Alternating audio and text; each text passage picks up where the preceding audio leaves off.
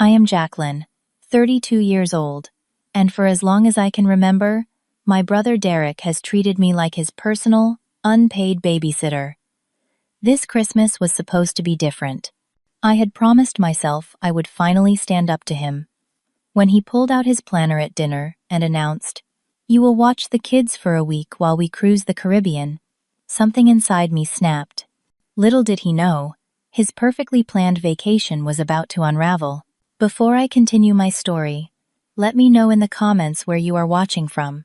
If you have ever had family members who took your time for granted, hit that subscribe button for more stories about standing up for yourself. Growing up, I always felt like I lived in Derek's shadow.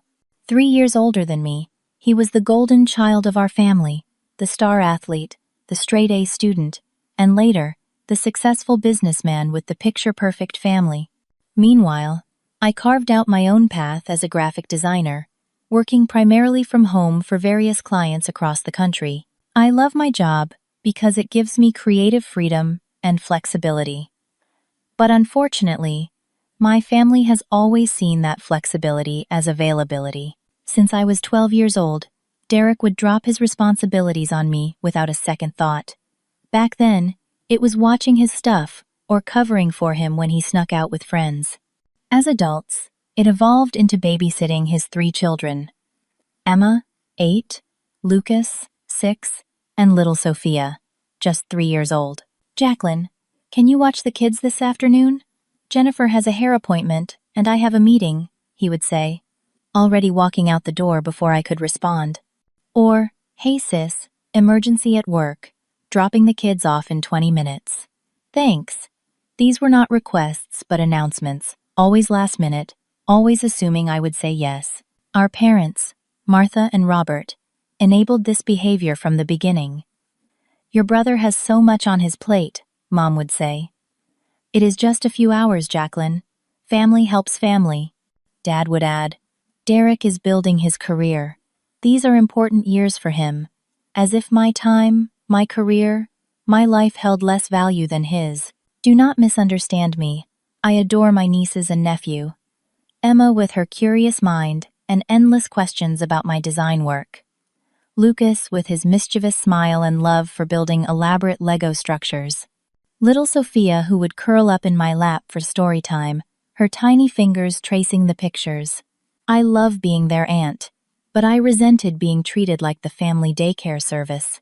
The breaking point came last summer when Derek and Jennifer decided to take a weekend trip to celebrate their anniversary. They informed me 3 days before, assuming I would take the children from Friday to Sunday. I had to cancel a date and reschedule an important client meeting. When they returned, there was not even a proper thank you, just a generic souvenir magnet from their hotel and a casual, "The kids were good, right? Knew you could handle it." After that incident, I started seeing a therapist, Dr. Catherine Wilson, who helped me recognize these unhealthy patterns. "What you are describing is a lack of boundaries," she explained during one session. "Your family has conditioned you to prioritize their needs above your own, and they take advantage of your kindness." For months, we worked on exercises to help me establish boundaries, role-playing conversations where I practiced saying no, writing letters to express my feelings that I would never send, identifying my own needs and learning that prioritizing them did not make me selfish. Setting boundaries is not about punishing others, Dr. Wilson reminded me. It is about teaching people how to treat you with respect. Sometimes that process is uncomfortable, but it is necessary for healthy relationships. By December, I felt stronger, more centered, more aware of my worth. I promised myself that the next time Derek or anyone in my family took advantage of my time, I would stand my ground. Little did I know that opportunity would come on Christmas Day, in front of our entire family, with a Caribbean cruise as the battleground. Christmas has always been a big production in our family. Mom spends days preparing her signature dishes: honey-glazed ham, scalloped potatoes with 3 kinds of cheese, green bean casserole with the crispy onions that Dad loves, and her famous apple pie with homemade vanilla ice cream. The dining room transforms with her best china, the silverware that only comes out for special occasions, and centerpieces she creates herself from pine branches and cranberries. This year was no different. I arrived at my parents' suburban home at 2 in the afternoon, arms loaded with carefully wrapped presents. The house smelled like cinnamon and pine. Christmas music played softly in the background, and the tree in the corner sparkled with ornaments collected over decades, each with its own story. Derek, Jennifer, and the kids were already there. Emma and Lucas were playing a board game with Grandpa, while Jennifer helped Mom in the kitchen. Sophia toddled around in a red velvet dress, curls bouncing with each step. Derek sat in Dad's recliner, scrolling through his phone, barely looking up when I entered. "Aunt Jackie." Emma spotted me first, abandoning the game to throw her arms around my waist. Lucas followed, and soon Sophia joined the group hug, her little hands sticky with whatever treat Grandma had given her. "Merry Christmas, Munchkins," I laughed, balancing the presents while returning their hugs. "I have got something special for each of you under that tree." Dinner went, as it always did. Dad carved the ham with surgical precision. Mom fussed over whether the potatoes were too dry. Derek dominated the conversation with stories about his recent promotion, while Jennifer interjected with updates about the children's achievements. I sat quietly, enjoying the food and the chaotic warmth of family, despite the underlying dynamics. It was during dessert when Derek cleared his throat and pulled a leather-bound planner from his pocket. The kind of expensive planner that successful businessmen carry to important meetings. He placed it on the table next to his half-eaten slice of pie and flipped it open with flourish. "Jennifer and I have some exciting news," he announced, looking around the table with a smile that did not quite reach his eyes. "We have booked a cruise to the Caribbean for the second week of January. 7 days, 6 nights, on the Royal Caribbean oasis of the seas. How wonderful!" Mom clapped her hands together. "You two deserve a nice vacation." "That sounds fantastic, son," Dad added, raising his wine glass in approval. "It is going to be amazing," Jennifer gushed, touching Derek's arm affectionately. "We have been planning this for months. Spa treatments, fine dining, excursions to 3 different islands." As they continued describing their upcoming luxury vacation, I noticed Derek's eyes dart toward me. A familiar feeling settled in my stomach, the sensation of being volunteered before being asked. "The cruise leaves January 8th, Derek continued, turning his planner so I could see where he had highlighted the dates. "So, Jacqueline, you will watch the kids that week. We will drop them off on the 7th, since we need to be at the port early the next morning." Not a question, not a request, a statement, an expectation, an assumption that my time belonged to him. "You will watch the kids." 5 words that encapsulated years of taking advantage, years of assuming I had nothing better to do, years of treating my time as less valuable than his. The table fell silent, all eyes turning to me. Mom looked hopeful, Dad expectant, Jennifer already mentally packing her swimsuits. The children continued eating their dessert, unaware of the tension suddenly filling the room. I began, feeling the weight of expectation pressing down on me. Dr. Wilson's voice echoed in my head. "Your needs matter too." "I cannot do that, Derek. I have plans in January." His fork clattered against the plate. "What plans? You work from home. You can watch them while you work." "I have client meetings scheduled. And a life of my own," I replied, trying to keep my voice steady. "You should have asked me before booking your cruise." "But we already paid for it," Jennifer interjected, her voice rising slightly. "It is non-refundable, Jacqueline." Mom jumped in, her peacemaker instincts activating. "Surely you can rearrange your schedule, dear. It is only for a week, and they have already made all the arrangements. The kids love staying with you," Dad added, as if that settled everything. I felt myself wavering under the collective pressure. The familiar urge to acquiesce, to keep the peace, to be the good daughter and sister crept up my spine. But then I remembered all the canceled plans, the rescheduled meetings, the dates that never happened because Derek needed a babysitter. "I am sorry, but I cannot do it this time," I said, more firmly than I had intended. You need to find another solution. Derek's face hardened.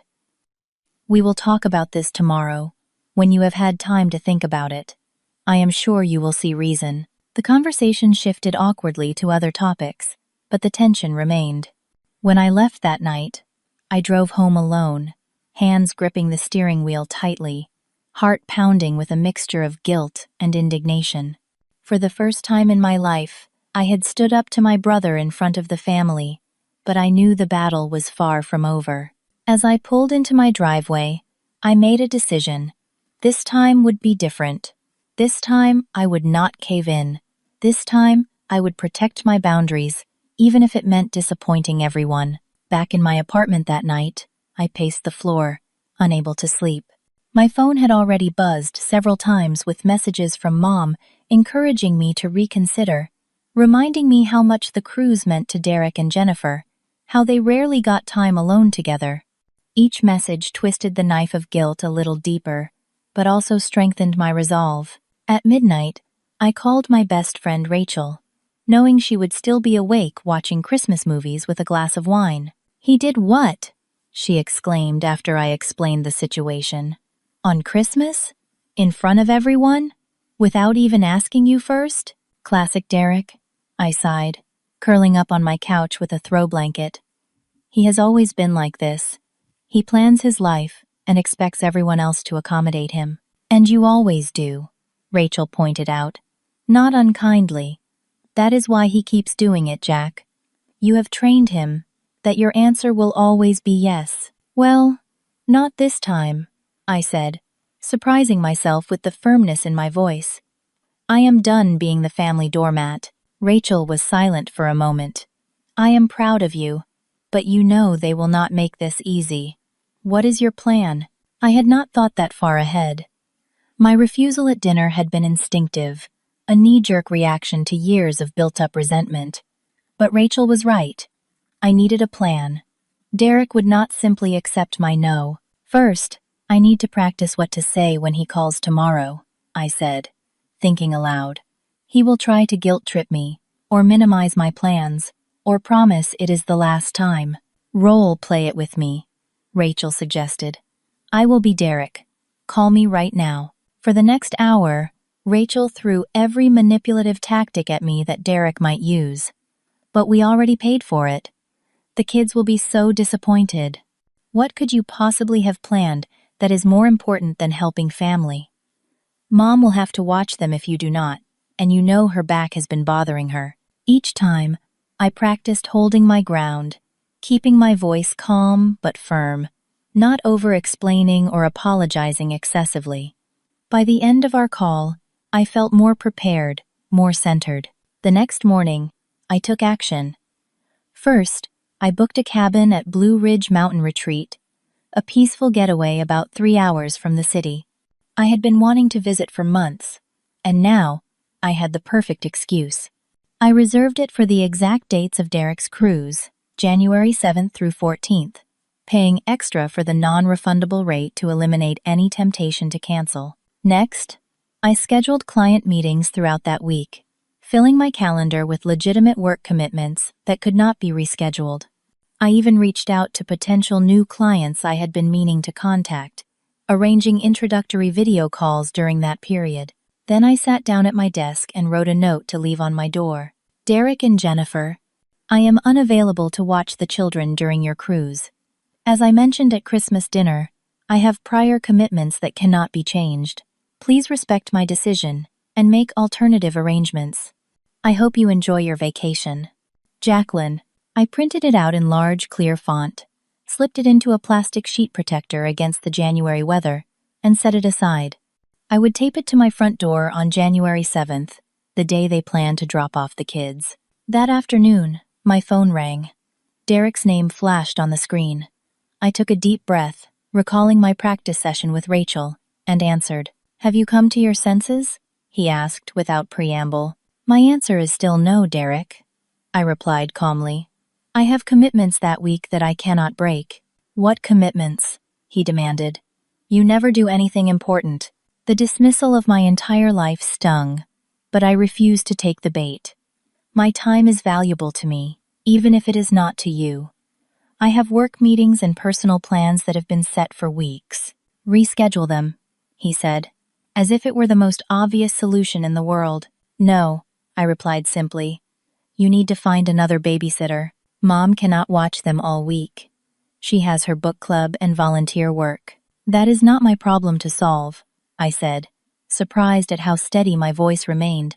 You are their parents. Figure it out, he scoffed. This is so selfish, Jacqueline. After everything we have done for you. What exactly have you done for me, Derek? I asked, genuinely curious about what he thought he had contributed to my life. The question caught him off guard. He sputtered for a moment before recovering. We are family. That is not how this works. Family helps each other. Yes, family helps each other when asked respectfully, not when demanded without consideration. And it goes both ways. I took another deep breath. I am not available that week. Period. I have to go now. I ended the call before he could respond, my hands shaking but my mind clear. Within minutes, my phone lit up with texts from Jennifer, then Mom, then Dad. I silenced it and placed it face down on the coffee table. That evening, I had an emergency session with Dr. Wilson, who listened attentively as I recounted the events and my response. You should be proud of yourself, Jacqueline, she said when I finished. Setting boundaries is difficult, especially with family, and especially when those boundaries have never existed before. But what if I am being selfish? I asked, voicing the doubt that had been nagging at me. What if I should just help them this one time? Is it selfish to expect basic respect? She countered. Is it selfish to want your time and plans to be considered valuable? Or is it selfish of them to assume you have nothing important in your life and should drop everything whenever they want something? Put that way, the answer seemed obvious. Still, I spent the rest of the holiday week researching articles and books about family dynamics and healthy boundaries. Each resource confirmed what Dr. Wilson had been telling me. That my feelings were valid, that setting boundaries was not only acceptable, but necessary for healthy relationships, and that the discomfort I was experiencing was a normal part of changing established patterns. As New Year's passed and January began, I strengthened my resolve through daily meditation and journaling. I arranged for a neighbor to collect my mail and water my plants while I was away. I packed my suitcase, loaded my car with groceries and supplies for the cabin, and prepared for whatever storm might come when Derek and Jennifer realized I was serious. January 7th arrived with a flurry of snow and biting wind. I had been up since dawn, finishing last-minute preparations for my trip. My suitcase waited by the door. My laptop and work materials were carefully packed. The refrigerator was emptied of perishables. The thermostat was lowered to save energy while I was gone. At 9:30, I taped the note to my front door, then retreated inside to wait. Derek had texted the night before. Dropping kids off at 11 tomorrow. Make sure you have enough groceries. Not asking if the time worked for me. Not confirming I was even going to be home. Just another demand disguised as information. I watched through the window as their silver SUV pulled into my driveway at 10:45, 15 minutes early. Derek always prided himself on punctuality, though, in this case, I suspected he hoped to catch me unprepared, to force my hand by arriving before I could leave. From my vantage point, I observed them unloading the vehicle. Derek popped the trunk, while Jennifer opened the back doors to unbuckle the children. Emma jumped out first, already reaching for her purple backpack. Lucas followed, clutching his favorite stuffed dinosaur. Jennifer lifted Sophia from her car seat, balancing the toddler on her hip, while Derek gathered 2 large suitcases. They approached my front door, the children running ahead excitedly. Emma reached it first, her hand raised to knock. When she stopped, I saw her small head tilt to the side as she noticed the note. She called to her parents, pointing. Derek reached the door, read the note, then read it again as if the words might change. His shoulders stiffened. He turned to Jennifer, gesturing at the paper with sharp, angry motions. She shifted Sophia to her other hip, leaned in to read, then stepped back, mouth opening in what looked like shock. My phone began to ring. Derek's name flashed on the screen. I let it go to voicemail. It immediately rang again, and again, and again. After the fifth call, I answered. "Hello, Derek. What the hell is this?" he demanded, his voice tight with anger. "We are standing outside your door with the kids and luggage. Open up." "The note explains everything," I replied calmly. "I told you I was unavailable this week. I told you to make other arrangements." "This is ridiculous," he exploded. "You cannot just decide at the last minute to bail on us." "I did not decide at the last minute," I corrected him. "I told you at Christmas dinner, almost 2 weeks ago, that I could not do it. You chose not to believe me or take me seriously." "Where are you?" he demanded. "Are you even home?" "No, I am not," I said truthfully. "I am about to leave for my own vacation, that I planned and paid for, just like you planned and paid for yours." Jennifer's voice came through the phone now. She must have taken it from Derek. "Jacqueline, please," she said, her tone a practiced mix of disappointment and manipulation. "We have been looking forward to this for months. The ship leaves tomorrow morning. What are we supposed to do with the children?" "Whatever you would have done if I did not exist," I replied. "Hire a babysitter, ask friends, take them with you. Those are all options that do not involve taking my time for granted." "I cannot believe you are doing this to us," she said, her voice hardening. "After all the times we have included you in family events, all the birthday presents we have given you, all the times we have had you over for dinner." It was fascinating how quickly her mask of sweet sisterly affection dropped when she did not get what she wanted. Those family events she mentioned had always been on their terms. Those birthday presents, often thoughtless gift cards. Those dinners, usually occasions where I ended up helping with the kids while they socialized. "I am not doing anything to you," I clarified. "I am simply not available. That is all. I have to go now." I ended the call and blocked both their numbers temporarily. I needed space to drive safely to the cabin without constant interruptions. Within minutes, my parents started calling. I let those go to voicemail too, listening to the increasingly frantic messages as I finished gathering my things. "Jacqueline, call us back immediately," Dad's stern voice commanded. "Your brother is very upset. This is completely unacceptable behavior." "Sweetheart, please reconsider," Mom pleaded in her message. "The children are all dressed up and excited to stay with you. They are crying now. Is that what you wanted?"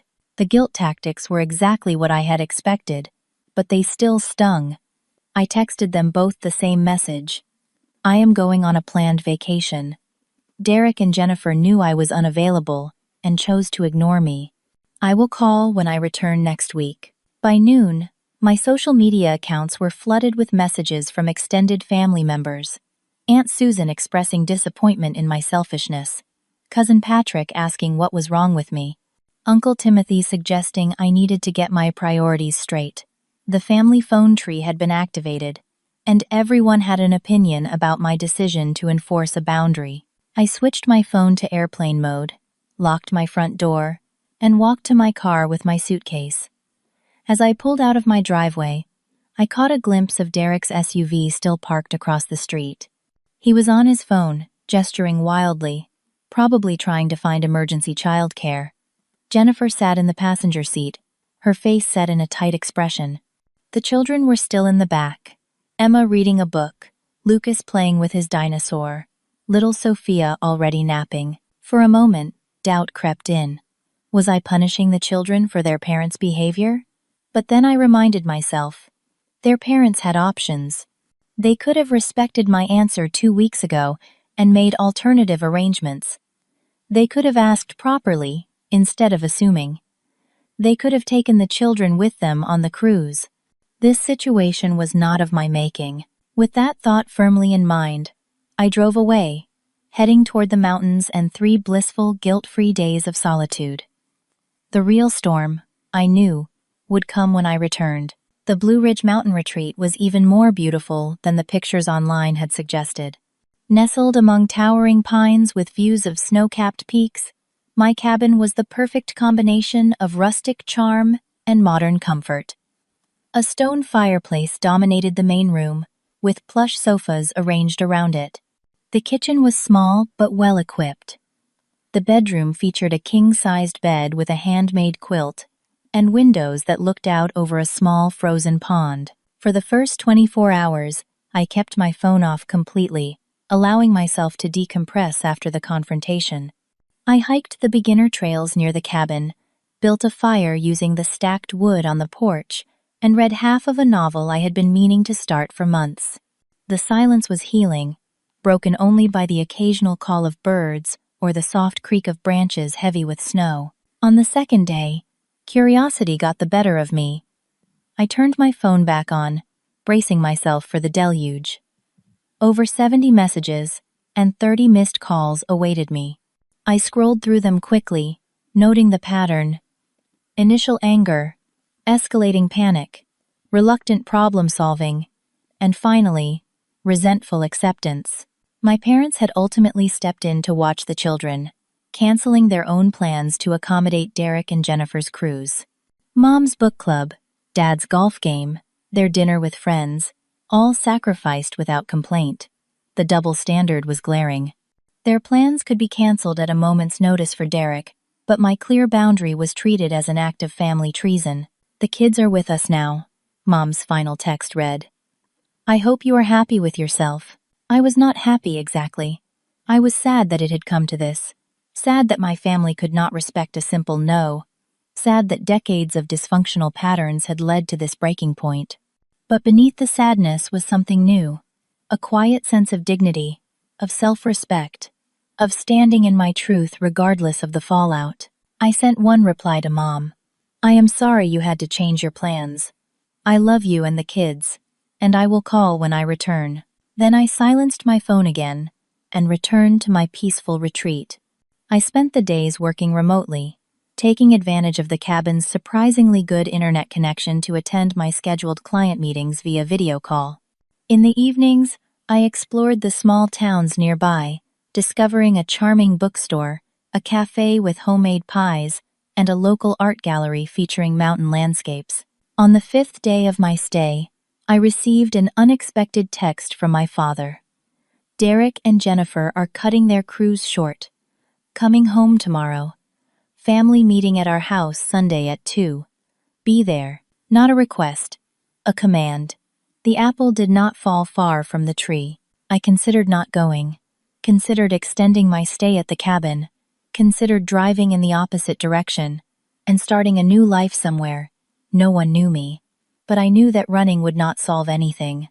This confrontation had been brewing for years, and now it was time to face it head-on. I texted back one word: "Okay." The final 2 days of my mountain retreat were tinged with anxiety about the upcoming family meeting. I rehearsed what I would say, imagined various scenarios, prepared for accusations and guilt trips. But I also treasured these last moments of peace, knowing that whatever happened on Sunday, I had given myself this gift of time, this proof that my needs mattered too. When Sunday arrived, I checked out of the cabin early and drove straight to my parents' house, arriving exactly at 2 o'clock. Everyone was already there, seated around the dining room table like some kind of family tribunal. Mom and Dad at the heads of the table, Derek and Jennifer along one side, 3 empty chairs on the other, one presumably for me, the other symbolic of the children who were conspicuously absent. "The kids are with Jennifer's mother," Mom explained when I asked, her tone suggesting I had no right to inquire after having abandoned them. I sat down in the middle chair across from Derek, folded my hands on the table, and waited. The silence stretched, heavy with unspoken accusations. Dad cleared his throat. "I think we all know why we are here. Derek and Jennifer had to cut their vacation short because of complications with childcare." "Complications?" Derek scoffed. "My sister left us stranded with no warning." "I gave you 2 weeks' warning," I corrected quietly. "At Christmas dinner, and again on the phone multiple times." "You knew we had already paid for the cruise," Jennifer interjected. "You knew how important this was to us." "And you knew I said no," I replied. "You chose to ignore that and show up at my door anyway." "Enough." Dad held up his hand. "Jacqueline, your behavior was completely irresponsible. Your brother and his wife work hard all year. They deserve that vacation. Family helps family.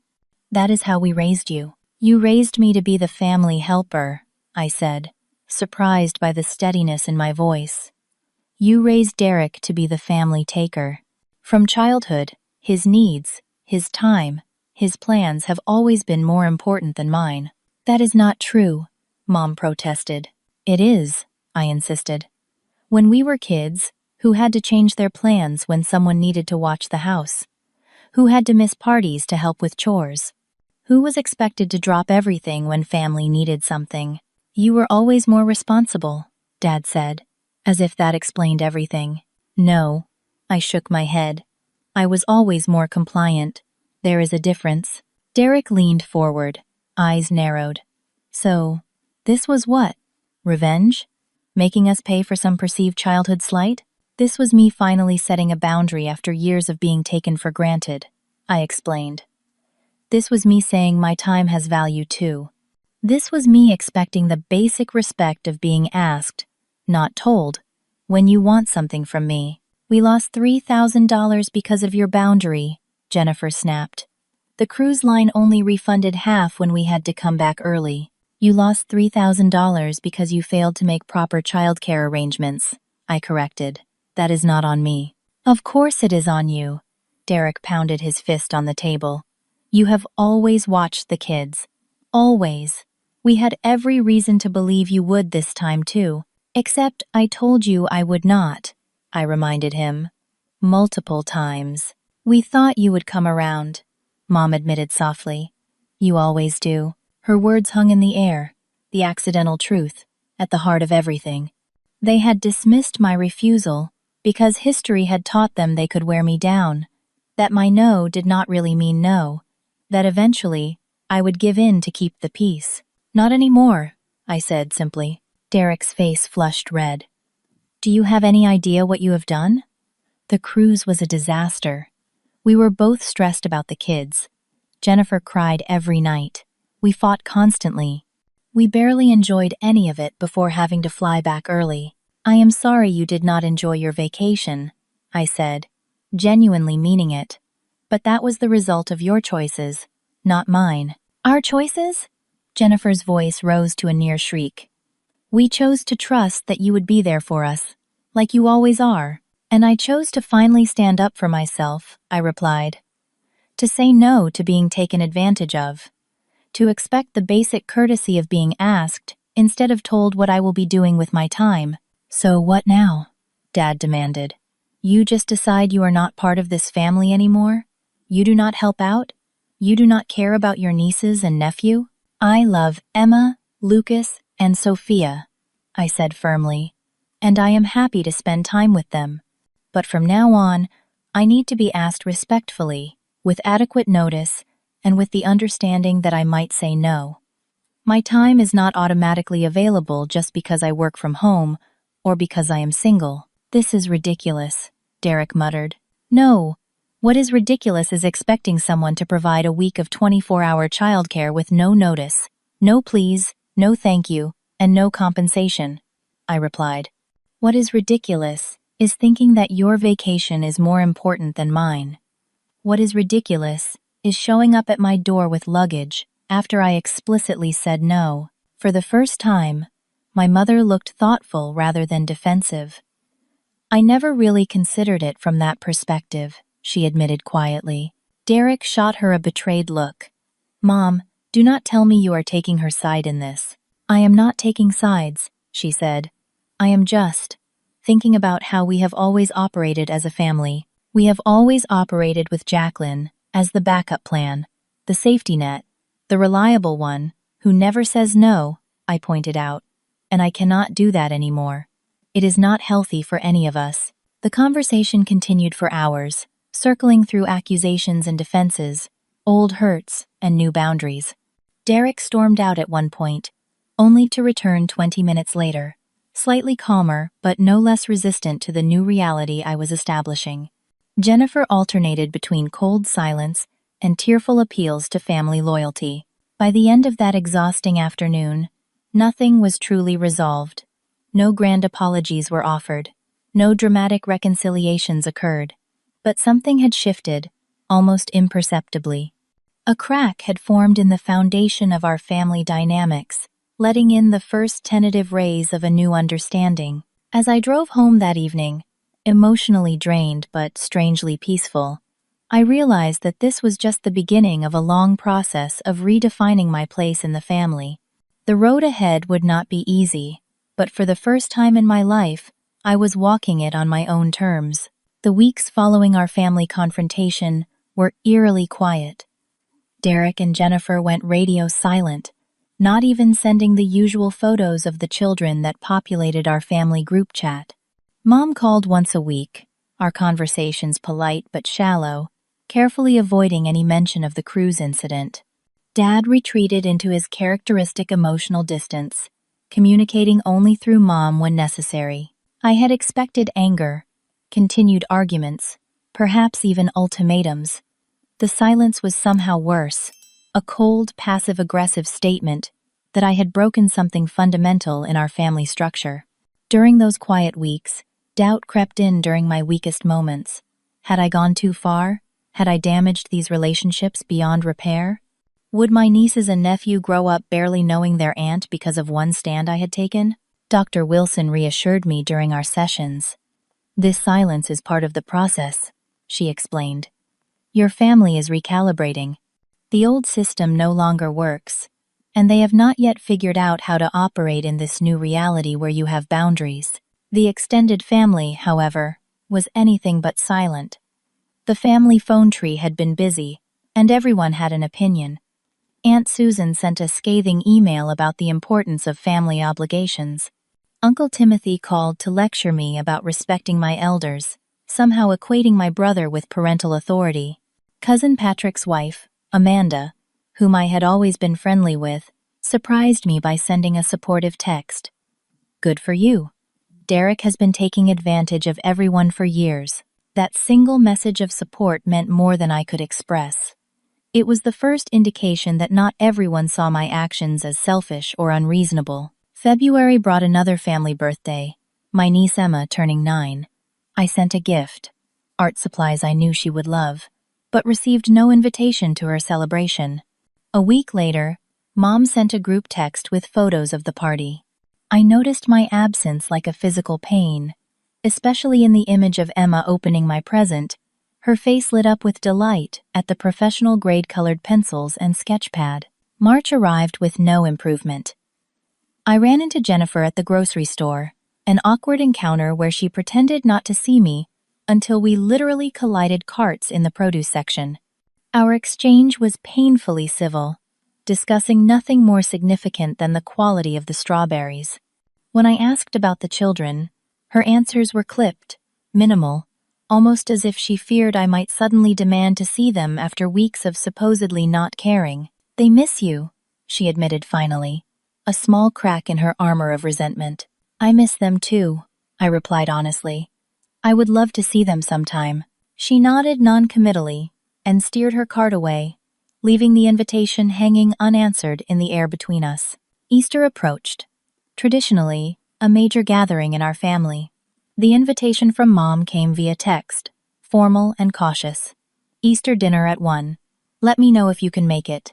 As if I had become a distant acquaintance rather than a daughter, I replied that I would be there, then spent the days leading up to the holiday preparing myself emotionally.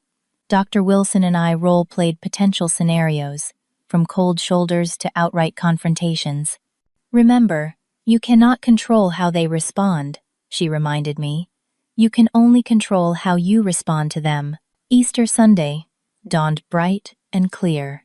I arrived at my parents' house with a homemade carrot cake and an armful of Easter baskets for the children, unsure of my welcome, but determined to begin rebuilding bridges on my new terms. The initial hour was awkward, conversations stilted and overly polite. Derek maintained a cool distance, speaking to me only when directly addressed.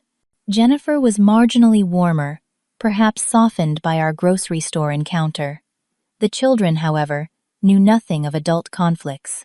Emma and Lucas tackled me with hugs the moment I arrived, Sophia toddling behind them with her arms outstretched, demanding to be picked up. Aunt Jackie, you were gone forever, Lucas declared dramatically. Did you bring us presents? Emma asked, practical as always. Lucas, that is rude, Jennifer admonished, but I waved away her concern. It is okay. And yes, I did bring Easter baskets for you monsters, I replied, delighting in their excited squeals. During dinner, Mom made a visible effort to include me in conversations. Dad asked about my recent design projects with genuine interest. Small steps, but significant ones. The tension remained, hanging over the adults like an invisible cloud, but it had diminished slightly, allowing moments of genuine connection to break through. The real surprise came after dessert, when Derek approached me as I was helping clear the table. Can we talk? He asked stiffly, nodding toward the back porch. We sat on the wicker chairs overlooking Mom's spring garden, an uncomfortable silence stretching between us until Derek finally spoke. Jennifer and I have been seeing a marriage counselor, he said, staring straight ahead rather than looking at me, after the cruise disaster. We fought the entire time, came home early, and kept fighting for weeks. I am sorry to hear that, I said cautiously. The thing is, he continued, the counselor asked us about patterns in our relationship, about how we handle stress and responsibilities. He paused, seeming to struggle with his next words. She pointed out that we both tend to offload our problems onto others, particularly you. I said nothing, waiting for him to continue.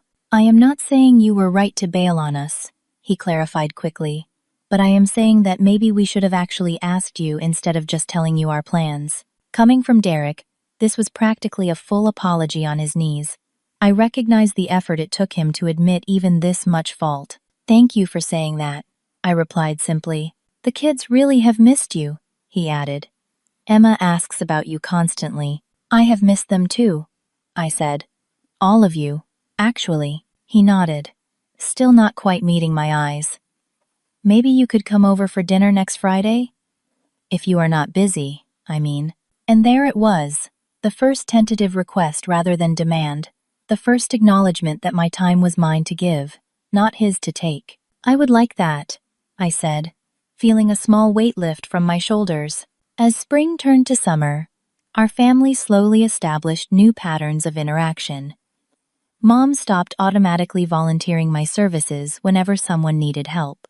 Dad began asking about my plans with genuine interest, rather than evaluation.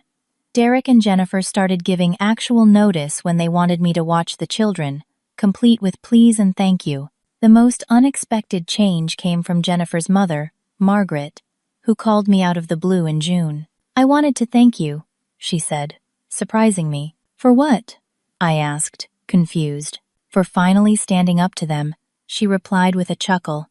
I have been telling Jennifer for years that they take advantage of you, but she never listened. Now they ask me properly when they need help with the grandkids, with reasonable notice. It is refreshing.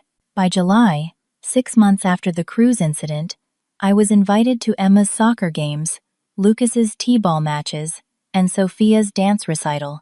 I attended them all, gradually rebuilding my relationship with the children I adored. Derek and I established a fragile new understanding, based on mutual respect rather than expectation and obligation. Our parents watched this evolution, with a mixture of relief and bewilderment, occasionally slipping into old patterns, but increasingly mindful of the new boundaries. Mom confessed over coffee one morning. I never realized how much we all leaned on you until you stopped letting us. The road to healing our family dynamics was neither straight nor smooth. There were setbacks, moments when old resentments flared, times when Derek's sense of entitlement resurfaced. But with each interaction, each holiday, each family gathering, we learned to navigate our relationships with greater awareness and respect. And I learned that setting boundaries, though painful and frightening at first, had ultimately strengthened rather than damaged my most important relationships. By December, nearly a year after that fateful Christmas dinner, our family had settled into a new normal. The changes were subtle but profound, visible in 100 small interactions. When Mom needed help preparing for Thanksgiving, she called to ask if I had time, accepting graciously when I could only offer one day instead of 3. When Jennifer wanted a date night with Derek, she texted well in advance. "Would you be available to watch the kids next Friday evening? We would really appreciate it." The most significant transformation, however, was in my relationship with Derek. Our childhood patterns had been deeply ingrained. His role as the entitled golden child, mine as the accommodating helper. Changing those patterns required consistent effort from both of us. There were still moments when he slipped into old habits, times when I had to gently but firmly remind him of my boundaries. But increasingly, those moments became the exception rather than the rule. In early December, Derek invited me to lunch, just the two of us, something that had not happened in years, possibly ever. "I wanted to talk to you about Christmas," he said after we had ordered. "Jennifer and I are planning another cruise." I tensed automatically, bracing for the old pattern to reassert itself. "It is in February," he continued. "President's Day weekend. 3 nights." He pulled out his phone, showing me the details of the booking. "We have already arranged for Jennifer's parents to take the kids. They are excited about it, actually. Margaret wants to do some big winter activities with them." "That sounds perfect," I said, relief washing over me. "I am happy for you both. The thing is," Derek set down his phone, meeting my eyes directly. "I wanted to acknowledge something. I have been thinking about it a lot this year." He paused, seeming to gather his thoughts. "You were right. About everything. About how I treated your time as less valuable than mine. About how I just expected you to be available whenever I wanted something." I sat in stunned silence. In all our years, I had never heard Derek admit he was wrong about anything substantial. "The cruise last January," he continued, "when you refused to watch the kids, I was furious with you. But looking back, I realize how entitled I was being. I never even considered asking you properly, seeing if you were available, respecting that you might have your own plans." "Thank you for saying that," I said quietly. "It took me months to really see it," he admitted. "At first, I just thought you were being difficult. But then I started noticing how often I did the same thing. Just assumed you would be available, got irritated when you were not. The family vacation in July, Mom's birthday in September, the school fundraiser in October. Every time, my first thought was, Jacqueline can handle it." "Old habits," I acknowledged. "Bad habits," he corrected. "Selfish habits, and I am trying to break them." As we finished our lunch, Derek asked about my work, my friends, my plans for the holidays, real questions, born of genuine interest rather than obligation. For perhaps the first time in our adult lives, we connected as equals, as friends even, rather than as the golden son and the reliable daughter. This new equilibrium extended to my relationship with my parents as well. Mom called one evening in mid-December, her voice uncharacteristically hesitant. "Your father and I have been talking," she began, "about last Christmas and everything that happened after." "Mom, we do not need to rehash all that," I said gently. "No, we do," she insisted, "because we owe you an apology. We always put more pressure on you to accommodate everyone else. We expected you to be the flexible one, the one who would give in. And when you finally stood up for yourself, we treated you like you had done something wrong." Her words brought unexpected tears to my eyes. "Thank you," I managed. "We are proud of you," she continued, "for establishing healthy boundaries, for teaching us how to respect your time and your needs. It has actually inspired me to do the same with some of my volunteer work." I stepped down from 2 committees that were taking advantage of me. "Really?" I asked, surprised. "Really," she confirmed. "Turns out my time is valuable too." When Christmas arrived again, we gathered at my parents' home as always. The same decorations adorned the tree. The same china graced the table. The same family recipes filled the kitchen with familiar aromas. But beneath these traditions, everything had changed. Emma presented me with a handmade card featuring a drawing of the two of us painting together. Lucas had constructed an elaborate Lego creation he proudly announced was Aunt Jackie's office. Sophia simply climbed into my lap during dessert, her small head tucked under my chin as she dozed off, trusting and content. After dinner, As we all sat around the living room opening presents, Derek pulled out a small envelope and handed it to me. "This is from Jennifer and me," he said. "Merry Christmas, sis." Inside was a gift certificate for a weekend spa retreat at the very mountain resort I had escaped to the previous January. "We thought you deserved some relaxation," Jennifer explained, her smile genuine. No strings attached. Later, as I drove home through the quiet, snow-dusted streets, I reflected on the year's journey. The path had not been easy. Setting boundaries had required courage I had not known I possessed. Maintaining those boundaries had demanded consistency and strength through uncomfortable confrontations and painful silences. But the rewards had been immeasurable. I had discovered my own worth, not as defined by what I could do for others, but as inherent in who I was. I had learned that real love, in families and beyond, thrived on mutual respect rather than one-sided sacrifice. And perhaps most importantly, I had found that standing firm in my truth had ultimately brought me closer to the people who mattered most. My phone pinged with a text from Derek. "Thanks for everything this year. You taught us all something important." I smiled, typing back, "Love you too, big brother." Have you ever had to set difficult boundaries with family members who took you for granted? How did they respond? I would love to hear your stories in the comments below. Remember to like and subscribe if this story resonated with you, and share it with someone who might need encouragement to stand up for themselves. Thank you for listening to my journey, and remember, setting boundaries isn't selfish. It's the foundation of healthy relationships and self-respect.